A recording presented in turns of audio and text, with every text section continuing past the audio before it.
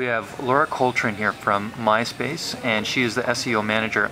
Laura, tell us, for companies getting started with SEO, what should they be thinking about? What's kind of that first step that they should do when trying to SEO their site? Well, first of all, they should take the time to learn SEO, learn the priorities, learn what's important, what's going to make a difference, and then they should try to understand the development management system process that their company uses. A lot of companies use different processes, and there are different ways to get things done. At MySpace, we use Scrum, but it's going to be unique to each company, and if you understand the development management system that they're using and how priorities are decided, how projects go from concept creation to deciding what your PRD is to maybe a backlog of some sorts and through QA and then finally to becoming live. If you know how those decisions are made and you kind of understand the priority and the timelines, it immensely helps with getting things done. You can start by just finding out the right people to talk to, developing a personal relationship with them, and eventually getting to know the specific developers on your project. So I think I know what you're going to say to this one because you're from the client side, not the agency side.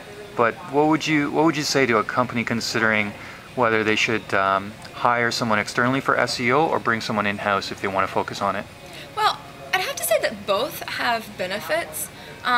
If you are hiring someone from an agency, I worked at Fox Interactive Media where we operated as an in-house agency, and that provided an immense amount of value for me as we were working with a number of different clients, and I had a number of perspectives. I worked with small sites, large sites, and I was able to learn kind of what worked and what didn't, and I had a wealth of experts right there sitting beside me that I could ask questions or we could share knowledge. However, for actually getting things done, I find it really valuable to have an in-house SEO person working on your site.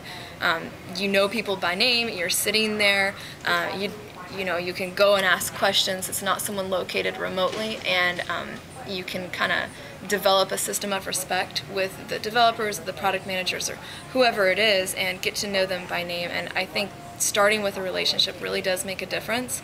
And then so long as your in-house person is being sent to conferences, reading the blog, staying up to date on what's going on, you shouldn't have a difficulty there either.